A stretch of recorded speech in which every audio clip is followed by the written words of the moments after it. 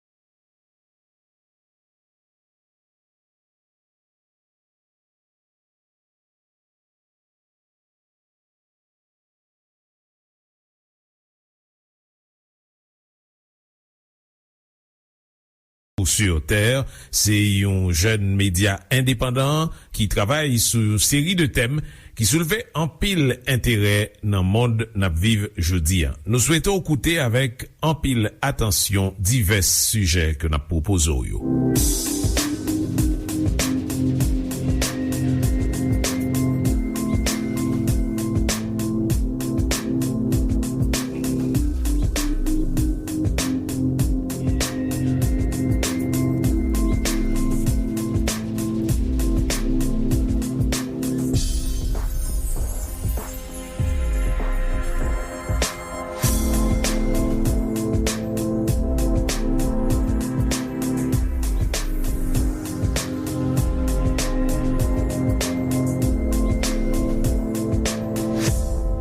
Sujet de l'heure sur la planète géopolitique. Des dizaines de milliers de Cubains sont sortis dans les rues dans les dernières semaines pour manifester contre le gouvernement communiste et exprimer leur colère face à la détérioration des conditions de vie sur l'île de Cuba.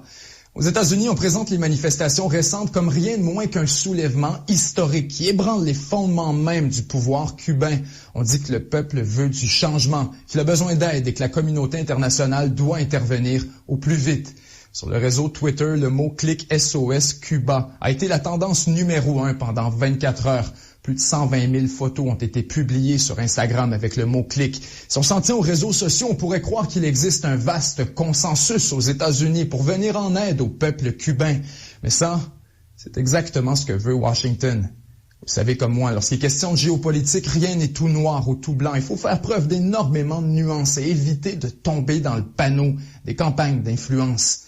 Aujourd'hui, on essaie de comprendre ce qui se passe vraiment à Cuba. On sépare la vérité de la propagande et pour ce faire, on expose l'historique des États-Unis et de la CIA dans la déstabilisation du régime cubain.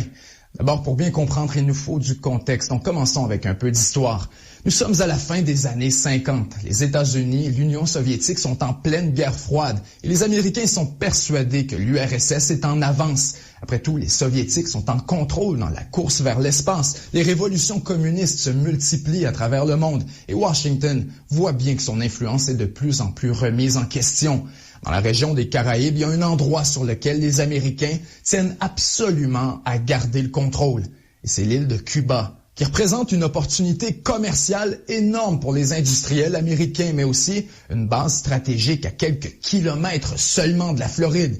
S'il fallait que Cuba tombe sous influence soviétique, ce serait une menace directe pour les États-Unis. Donc en 1952, ils installent au pouvoir une marionnette favorable à leurs intérêts, un certain général du nom de Fulgencio Batista.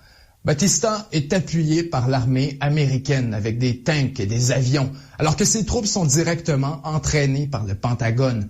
Une fois au pouvoir, Batista prend la faveur des compagnies américaines dans l'industrie du sucre. Il met fin aux droits de grève et il signe des ententes lucratives avec la mafia américaine, leur cédant le contrôle des casinos, du trafic de la drogue ainsi que de la prostitution. Bref, pendant le règne du général Batista, c'est bar ouvert pour les intérêts américains. Tout le monde se sert allègrement et la population cubaine en a assez d'être prise avec un gouvernement de la sorte. On sent que la tension monte. À chaque jour, la corruption est plus évidente et le régime de Batista est de plus en plus contesté. La table est mise. En 1959, c'est la révolution cubaine. Un jeune homme du nom de Fidel Castro émerge comme leader du mouvement révolutionnaire. Lui et Che Guevara deviennent les symboles d'un peuple en colère. Lorsqu'ils réussissent à renverser la dictature du général Batista, les États-Unis ne savent pas trop comment réagir. En fait, initialement, ils appuient le nouveau gouvernement révolutionnaire de Cuba. C'est seulement après que les choses commencent à se compliquer. Fidel Castro introduit des réformes nuisibles aux intérêts américains, notamment dans le secteur agricole. Des centaines de personnes liées à la corruption du régime Batista sont arrêtées alors que d'autres sont exécutées. Dès son arrivée au pouvoir, le gouvernement de Castro commande 50 000 fusils et mitrailleuses à l'étranger pour former la plus grande armée d'Amérique latine. À Washington, on réalise que la fête est terminée. Cuba est sur le point de sortir de la sphère d'influence américaine et ça, c'est totalement inacceptable. Il faut intervenir. Et c'est précisément là que la CIA entre en scène. L'objectif est de se débarrasser de la révolution cubaine et de renverser le gouvernement de Fidel Castro. Pour ce faire, la CIA crée une unité spéciale entièrement dédiée à l'opération, l'unité WH4. Son rôle est de fournir le soutien logistique ainsi que le financement pour une opération top secrète, le débarquement de la baie des Cochons. La CIA doit recruter 1400 exilés cubains aux États-Unis, les entraîner et les envoyer sur des bateaux pour envahir Cuba à partir de la baie des Cochons. Le plan est simple. Il faut conquérir et défendre une petite zone pour ensuite y établir un gouvernement provisoire. Une fois établi, ce gouvernement serait reconnu rapidement par Washington et il demanderait immédiatement une intervention des États-Unis pour pacifier Cuba et renverser Castro. Sur papier, c'est parfait. Mais le président John F. Kennedy trouve que la CIA va beaucoup trop loin, donc il autorise l'opération, mais il refuse d'appuyer militairement les exilés. Il faut que ça ait l'air d'un conflit interne, pas d'une intervention américaine. Le jour de l'invasion, les exilés sont refoulés sur les plages, complètement humiliés par l'armée cubaine. Le débarquement est un désastre. Cuban revolutionary troops such as these have invaded Castro's leftist island fortress, reportedly rallied by a mysterious coded radio message. Alert! Alert! Look well at the rainbow. The fish will be running very soon. From the sea and by parachute, the rebels have struck along the coast within 90 miles of Havana. Initial accounts of the fighting sketchy, but strafing and bombing of communications and military targets reported with heavy casualties. En fait, non seulement l'opération est ratée, mais c'est aussi le début de l'effondrement de la confiance entre Kennedy et les services secrets qui lui pardonneront jamais son indécision. Les relations entre la Havane et Washington atteignent le fond du baril et quelques mois plus tard, dans un discours télévisé qui passe à l'histoire, Fidel Castro proclame son adhésion au marxisme, alignant officiellement Cuba avec l'URSS. Les Américains sont en colère. Le problème n'est plus seulement économique ou commercial, il est maintenant d'ordre géopolitique. Castro doit partir et tous les moyens sont bons. La CIA devient le fer de lance d'une vaste opération de déstabilisation du régime castriste basé à Miami, en Floride. En 1961, c'est le début de l'opération Mongoose. Surnommée The Cuban Project, l'opération établit son quartier général à l'Université de Miami.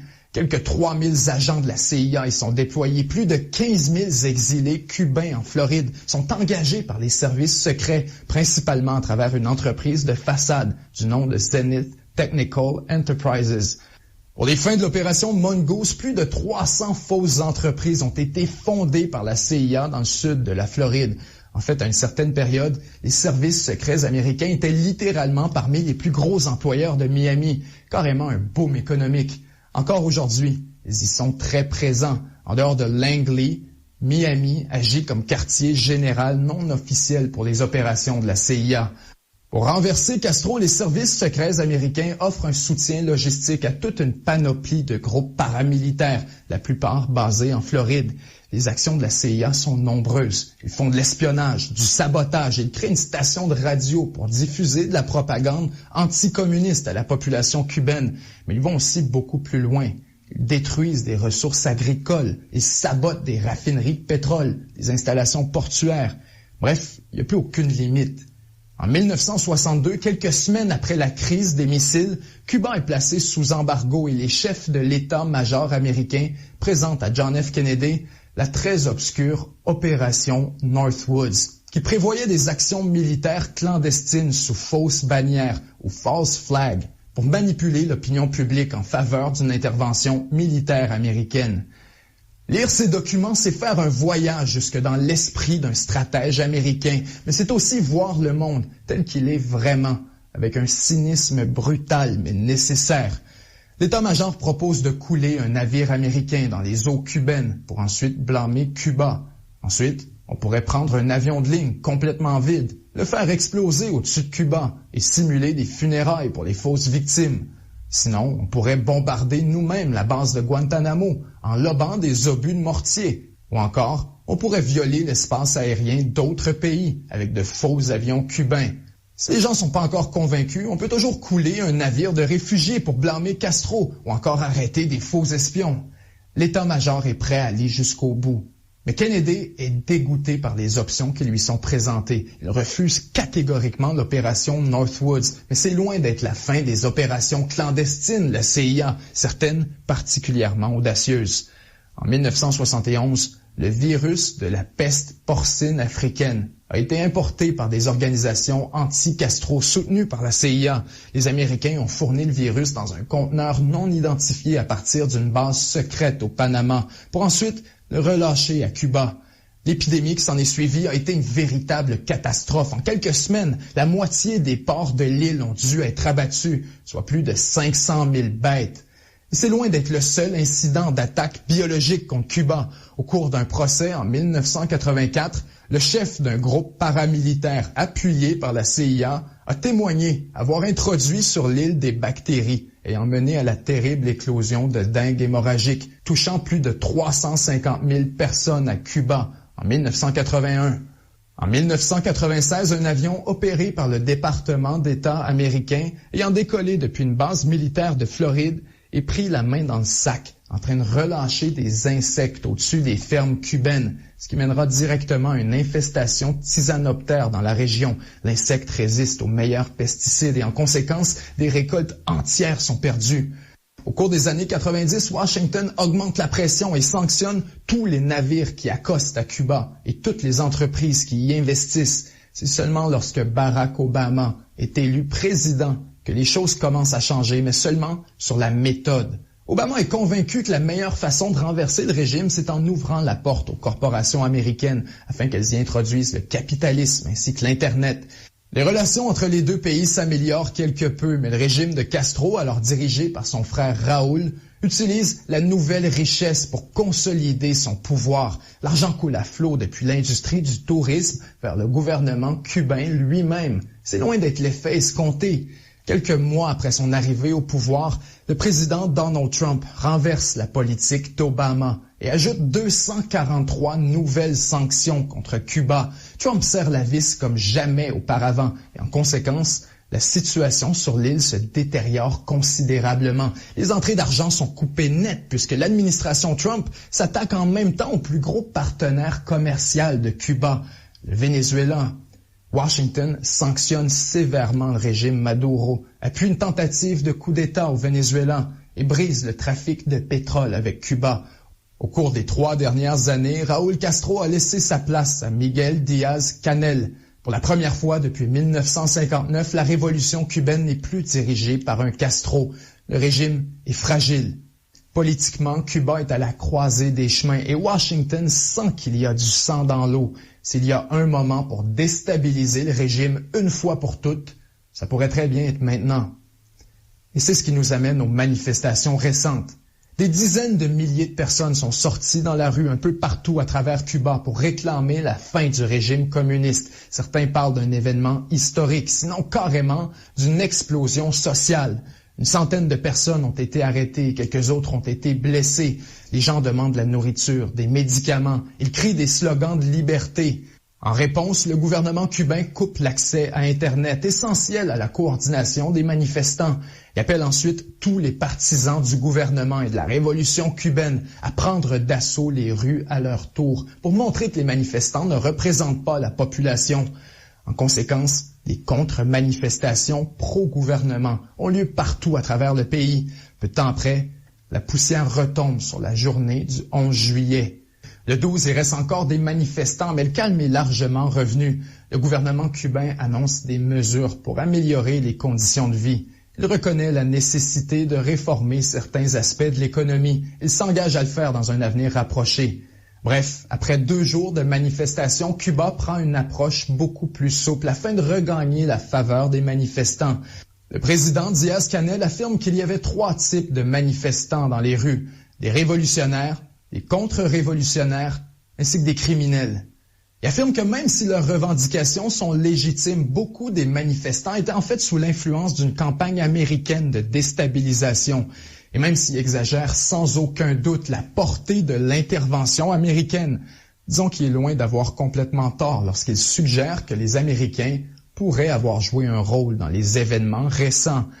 D'abord, le mot-clic SOS Cuba semble avoir été propulsé au sommet des tendances Twitter par des faux comptes établis aux États-Unis, programmés d'avance pour envoyer des messages en faveur des manifestants. Plus de 120 000 photos ont été publiées sur Instagram en quelques heures. Des manifestations spontanées sont apparues un peu partout aux États-Unis, mais surtout à Miami, en Floride, où des milliers d'exilés cubains demandent une intervention militaire américaine pour renverser le régime castriste.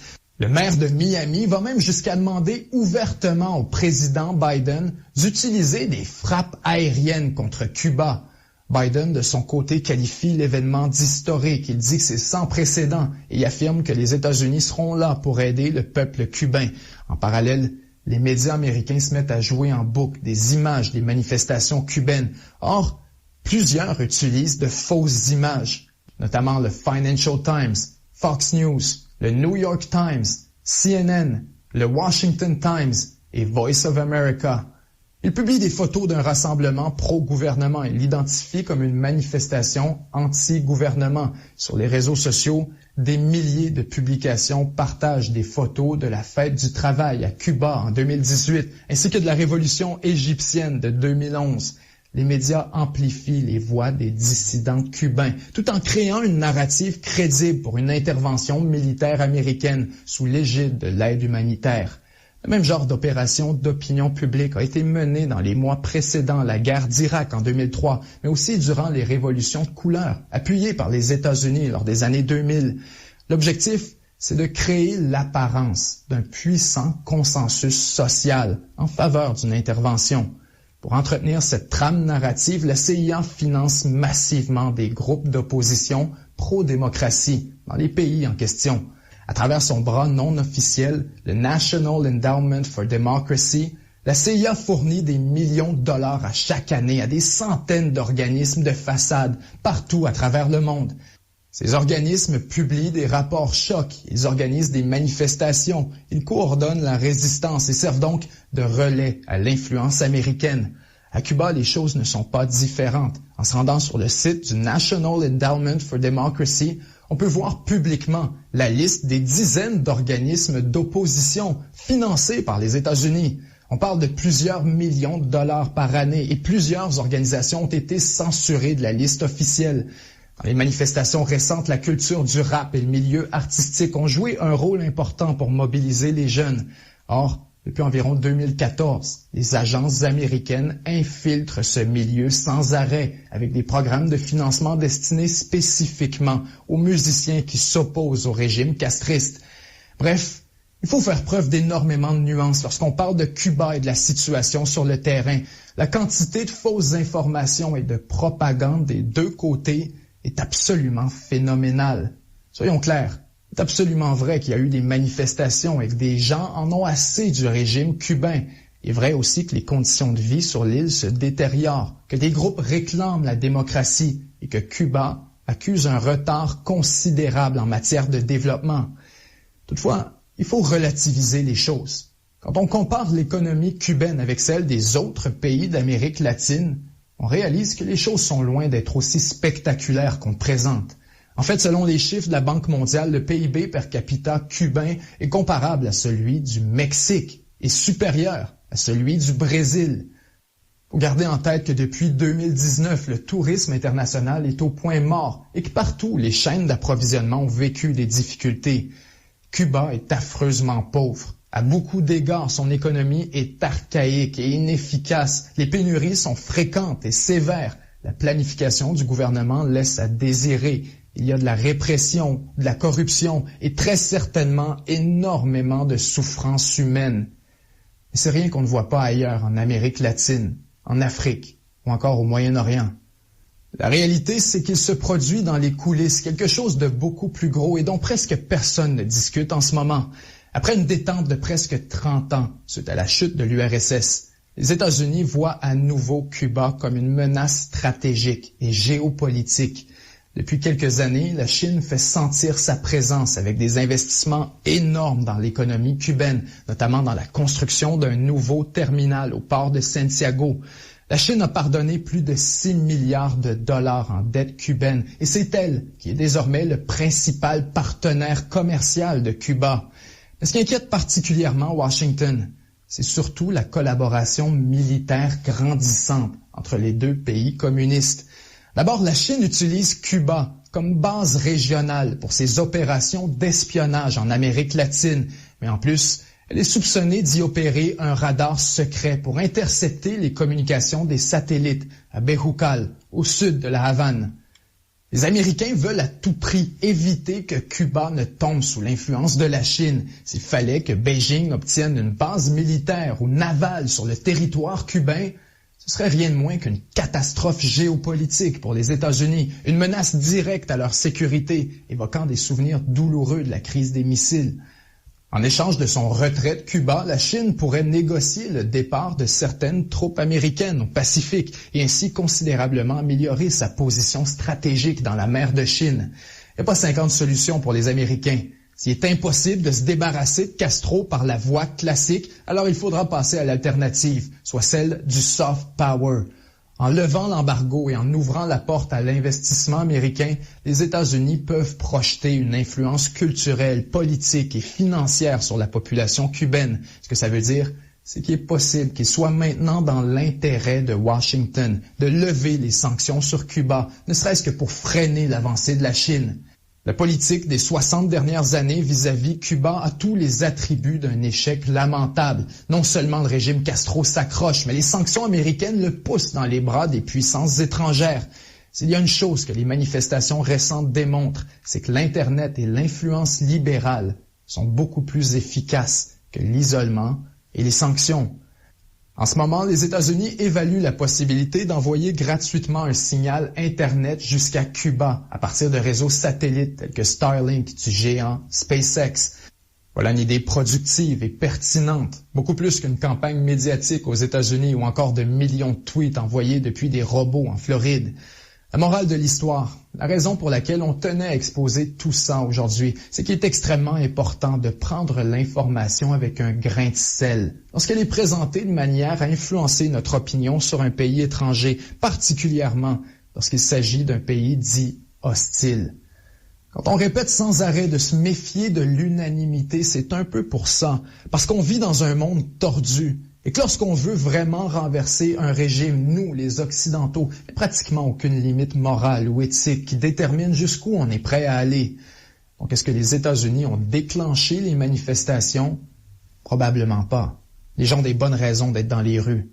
Mais est-ce qu'il est dans l'intérêt, dans la capacité et dans les habitudes de Washington d'amplifier et d'exagérer la portée des manifestations à l'étranger pour servir son propre agenda? Absolument. Comme disait Churchill, ne gaspillez jamais une bonne crise.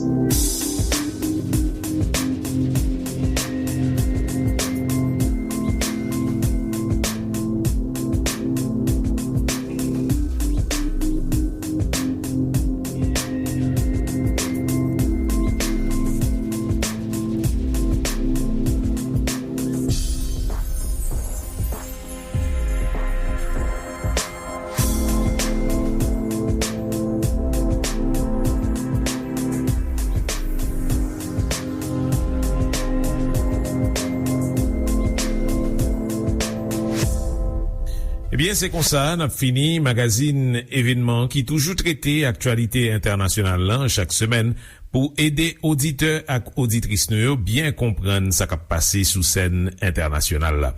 Et j'en nous fait li chaque année dans événement pendant mois août là, nous offrir une série spéciale alors que programme régulier à lui-même, il fait une petite pause année ça. Nous a fouillé dans archives médias canadiens qui relaient 7 jours sur Terre. C'est un jeune média indépendant qui travaille sur une série de thèmes qui soulevaient en pile intérêt dans le monde n'a vive jeudi. Nous disons merci pour attention, continuez à suivre nous sur 106.1 FM, alterradio.org ak diverses plateformes internet. Koumanouye. Merci pour tes 3 côtés. Magazine qui fait un coup de flash. Coup de flash sous ça qui a passé dans le monde. Événement qui rentrait la caille non. À cause crise sanitaire COVID-19 qui a frappé pays, pour lui capable de protéger l'équipe et continuer servir communautaire, Alter Radio obligé de diminuer quelques exigences techniques li bay tête li. Capable de quelques dérangements tout dans niveau programmation. Alter Radio. Merci pour compréhension.